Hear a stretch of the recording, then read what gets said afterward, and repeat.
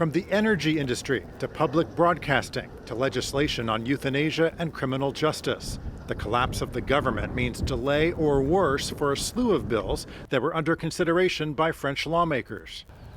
Already passed by the Senate in July, a bill laying out the country's energy policy through 2030 is now in limbo.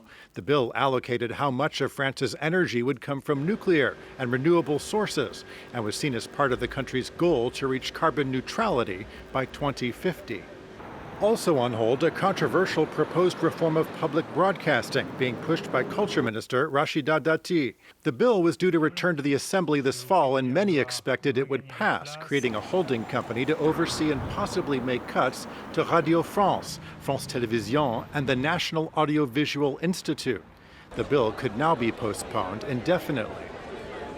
Already delayed once by the government's collapse in June of last year, this May the National Assembly adopted a bill allowing terminally ill patients to end their lives, and a second bill that expands palliative care.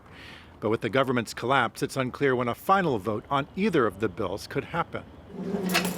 Criminal justice reform championed by the Justice Minister is also now on the back burner. The proposed reforms included changes to sentencing guidelines intended to give judges more leeway in handing out punishments.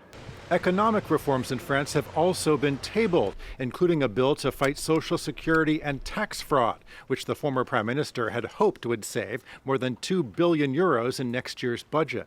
The government's collapse is also reverberating on the other side of the globe in the French overseas semi-autonomous territory of New Caledonia, which was granted a new status just 2 months ago, enabling citizens to have dual nationality with France.